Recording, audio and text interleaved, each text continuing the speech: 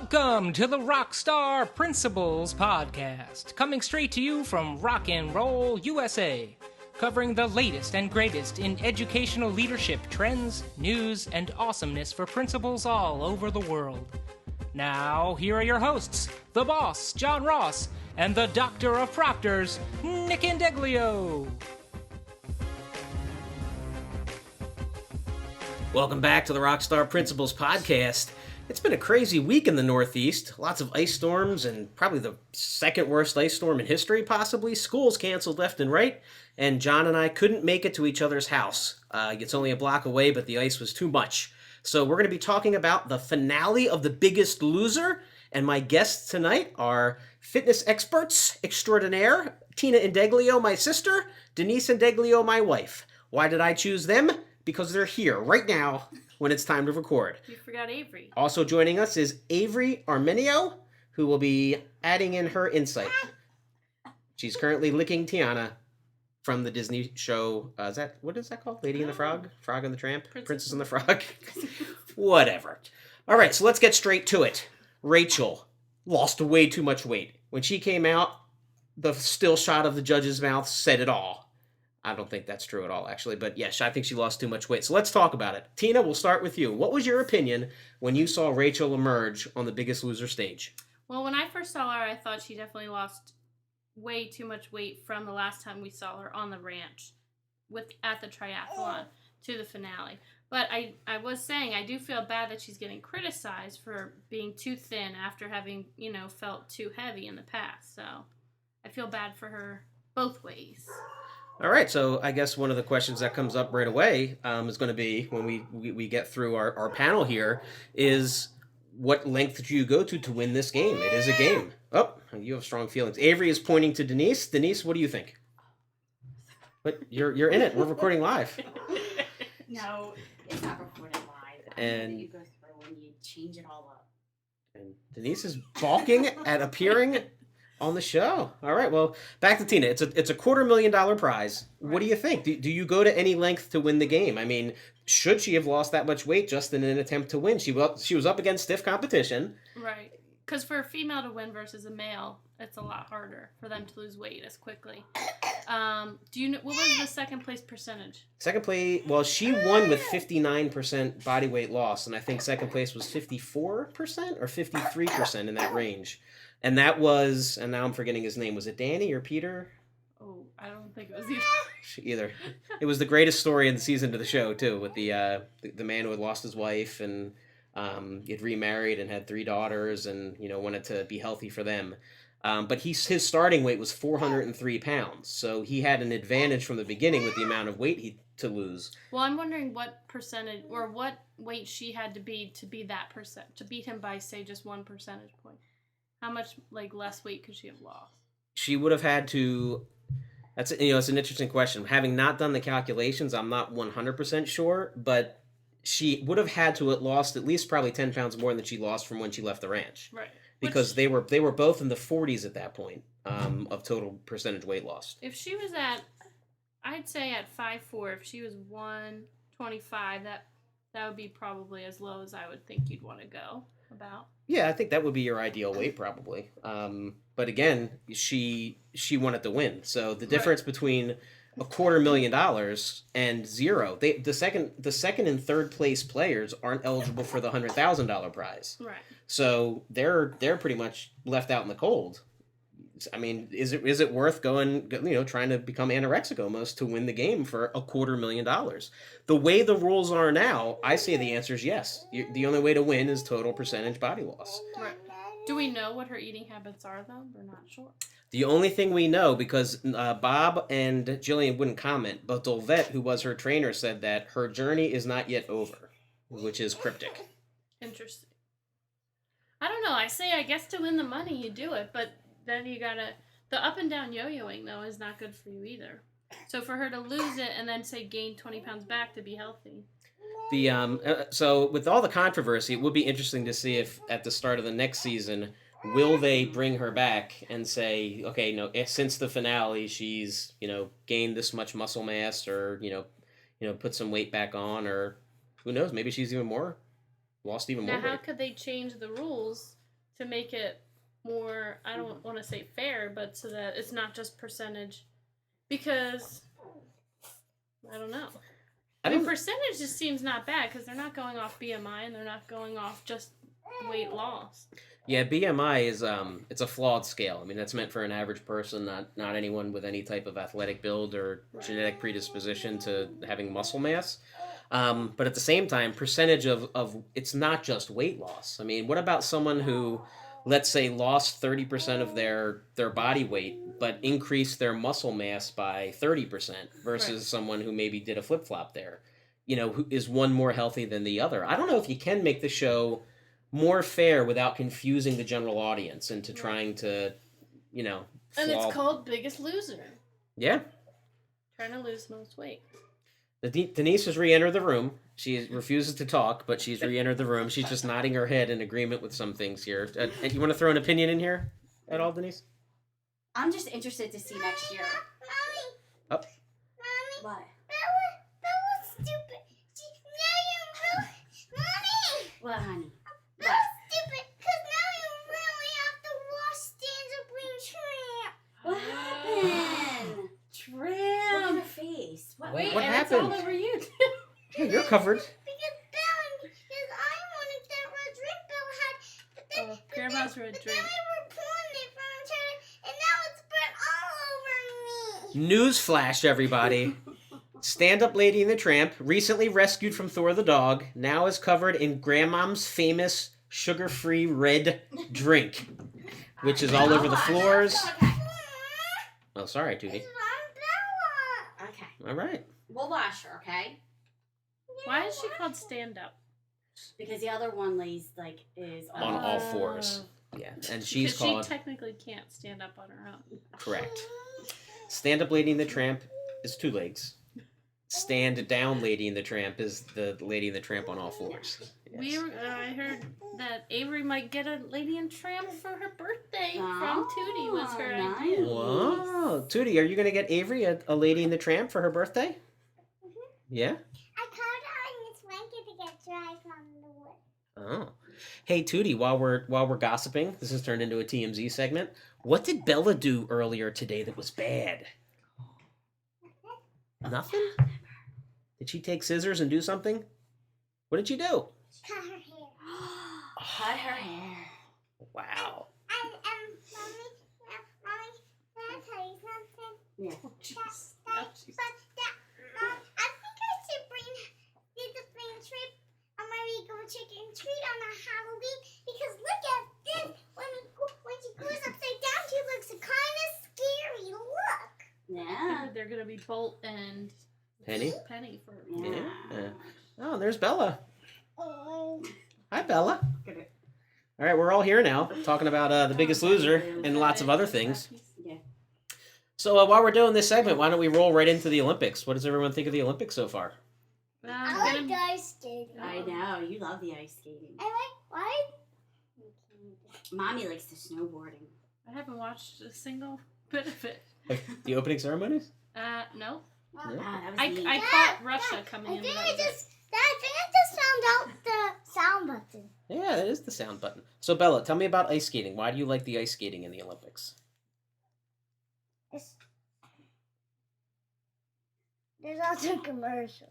You like the commercials? Do you like when the Their girls ice skate or the outfits? boys ice skate? I like both of them. You like both of them? Do they do jumps and spins? Like, what's the best part? Oh, she's right there. She's right there. To jumping? I know. All right, we've lost control of this segment. We'll be right back with more All right, I'll give of the you Rockstar that. Principles Mommy, podcast. I know. Finger. And now a word from our fake sponsors. But we'd really love if they were our real sponsors. Seriously, we would love it.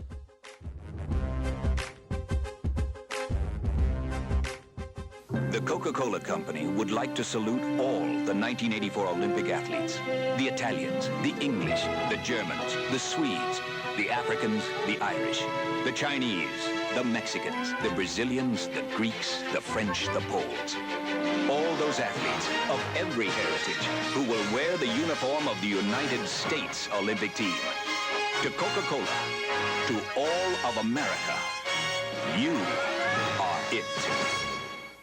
Welcome back to the Rockstar Principals Podcast. Obviously, with all the snow and ice in the Northeast, school days and the length of the school year has been an issue. Remember when you were kids and you used to enjoy getting that call or hearing your number called over the radio? When I was a kid, it was number 307. That was Upper Marion. And it always seemed like I'd be waiting, listening to KYW, and they'd say 301, 302, 303, 304, 305, 306, 308, and we'd never have school off. Now it's different, though. I'm a principal. My sister Tina's here with us again. She is a teacher, and my wife Denise is a mom who now is transporting kids back and forth to school for preschool. So we all have different feelings on it. So guys, what's your feeling on snow days? I don't enjoy them as much as I used to because I'd rather be off in the warm weather than off in the cold weather. That's my feelings. Avery agrees. She's smiling and making noise. So, Tina votes she'd rather be off earlier rather than making up days in the summer. Denise, what are your thoughts with the preschool transportation van? Well, for me, it's just with the girls, then they add on days. Where usually Bella would go Monday, Wednesday, Friday. Ty goes Tuesday, Thursday. So if they miss a day, then the two of them are in school together. So that gives me a break. Oh. So that's I not like bad. it. I get 2.5 hours by myself. So that is an advantage. Yes. Well, for principals, offices normally have been open. So with the distance that John and I are both traveling, about 45 minutes each way on Route 100, which is not a great road, hasn't been easy getting to work. So I can't really say that I've been enjoying it either. So it seems like it's a mixed bag. What's the best part of a snow day, Tina, for a teacher? Well, I used to like being able to sleep in, make breakfast, but now with a baby, they don't realize that it's a snow day, so it's pretty much business as usual, and I don't like that. In the background, that's Talia complaining about stand-up Lady and the Tramp having red stuff on her. Meanwhile, I will add to that and say, especially as a special ed teacher, if you had an IEP meeting scheduled for a snow day, then you have to reschedule the entire meeting with the parent, the teachers, specialists who are coming in. It just makes it 10 times more complicated. Definitely. Yeah. And then for principals, normally what happens is when we go back, I went having like 10 IEPs on a day instead of 5 IEPs on a day. Yeah.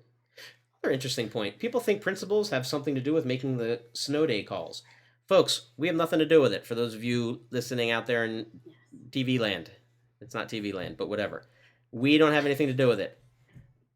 Superintendents make that call. County-wide, superintendents have like a conference call and make those decisions. So that viral video you saw of the principal making the Bohemian Rhapsody snow call, that's cute and all, but that's usually not how it works. Principals don't usually get to make those calls. I will say I feel bad because whatever call they make, I feel like it's lose-lose. People are going to be upset they're off. People are going to be upset they have to go in. Mommy, what's your phone number? That was a... No, I hold it and you tell me. 3. All right, we are unlocking Mommy's iPhone, so everyone Okay. listening to the Rockstar Principals podcast will know the code to Denise's iPhone. Okay. 2. While that argument's taking place, let's talk just for a second about this interesting topic, which is, what do people really feel? Our Facebook page for Downingtown had the announcement that we'd be opening this past Friday, and 290 comments were posted, initially by some parents who were upset by the call. Then some positives came rolling in. Our superintendent's name is Larry, so the joke was, just like in Rocky IV in round 12, suddenly Moscow is pro-Rocky, and suddenly Downingtown is pro-Larry. But then kids got wind of it and created fake usernames and continued an inappropriate stream of Facebook posts. But any way you look at it, let's say there were 290 individuals who commented. That's 290 out of 12,000. That's not really, that much of a majority. I'd say I know for a fact we had about 80% attendance in schools. So I guess it was the right call. Tina? Yeah, I mean, I actually had more students out than I thought would be, but then other teachers were surprised at how many people showed up. But, I think it was a personal decision. Whatever parents wanted to do, that was fine, and we were able to hold school as usual, which is good, because then we'd have to make it up. Yep, a superintendent's approval rating, especially on snow days. It's like the president of the United States. If you can ever hit 52% or 51%, that's a good day. So that's about as good as you can expect. This has been an extremely distracted segment, just like the last segment where Talia has been distracting us. Talia, anything you'd like to say? Do you like the snow, Talia? Yeah, you do. You like to go sledding? You asked Daddy to make you a snowman? Actually, Bella asked me to make an igloo, and when I asked her how to make an igloo, she said, easy, just make large cubes and igloo blocks. I'm like, okay, it's not like you see on the cartoons with the penguins.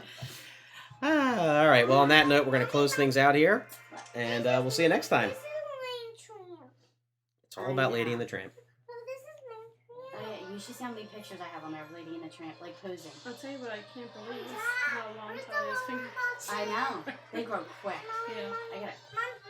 What? You already have Calgon, new shoes, I take saw. me Are you gonna wear away. those for the wedding? Yeah, because I got. And now a word from our fake sponsors. But we'd really love if they were our real sponsors. Seriously, we would love it.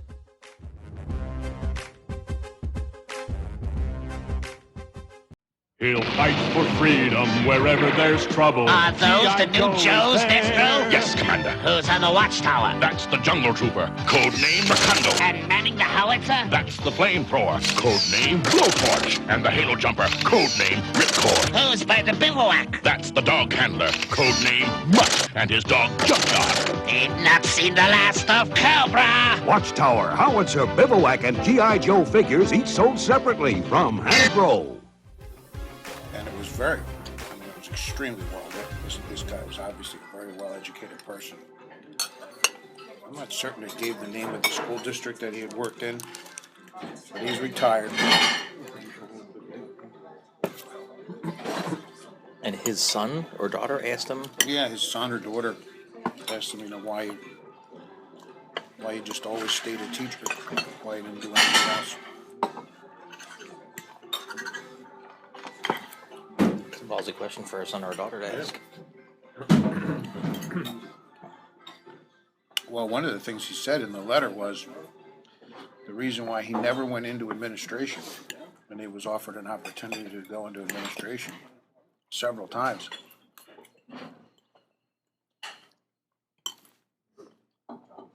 His basic point of view was that the work reward equation for administrators in public education today is completely out of balance. 100% out of balance. I said, if you're doing it for the money, you're foolish, because with the way public education is set up today, with teachers' school days ending at 2:30 or 3 o'clock in the afternoon and having a full summer off from work, if you're capitalistic at all in any way, shape, or form, and you're entrepreneurial in any way, shape, or form, you can run an after-school business, and you can have a business in the summertime which will reap you enormous financial rewards, which will far surpass what a public school administrator would even come close to getting in today's day and age. And he went on to say the hours that those administrators have to put in to get the money that they get, when you figure out the hourly pay based on the hours that they work, he said it's just ridiculous. That's true. Absolutely ridiculous. And he said he never understood why anybody even wanted to be an administrator.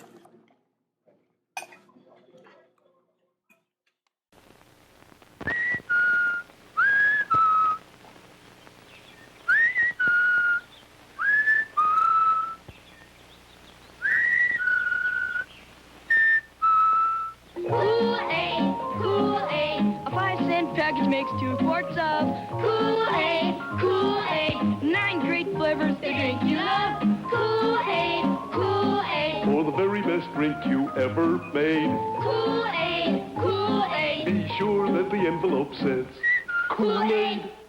You can give your youngsters a lot of pleasure with Kool-Aid. You know it's pure and good. It has the Parents Magazine seal. And it's so thrifty. A 5-cent package makes 2 full quarts.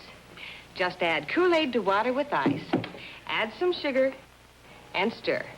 For the very best drink you ever made. Be sure that the envelope says Kool-Aid.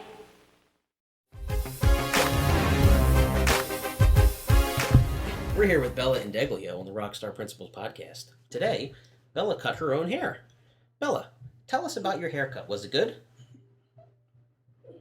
Yes. Did you use scissors? No. You didn't use scissors? How did you cut it? Christmas chic makeover. How did you cut your hair? Did you pull it out of your head or did you cut it with scissors? I can't go scissors. Oh, you cut it with scissors. Okay. And were you going for a Jennifer Lawrence style, a My Little Pony style? What style were you going for? Just a little short. Just going a little short. So it was a little too long for you. Yeah. Do you like the style now? Do you think you accomplished your goals? Mm-hmm. All right. And what would you like to say to our audience? Nothing. Nothing? All right. Say, we'll see you next time on the Rockstar Principles podcast. See you next time. Thank you. Dad? Yeah. Thanks for helping RSP top the charts in the Edu podcast world. Keep it real with Twisted Steel and School Appeal.